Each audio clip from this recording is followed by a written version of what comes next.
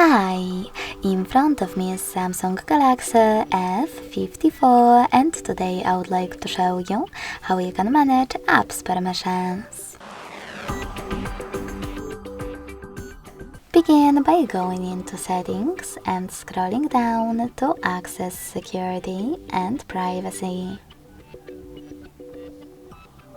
Then you need to scroll down, click on Permission Manager and tap on one of those options that you wish to manage. After that, click on one of your apps. Then click on the best option for you, allow or don't allow, and click on the back button. As you can see, after all that, Calendar just gained access to my device's contacts. But you can always select any feature.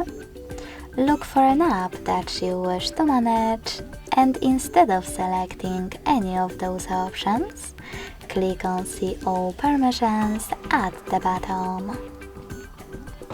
Then manage all of those only for chosen app the same way.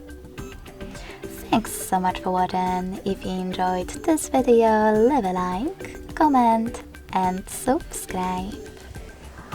Bye!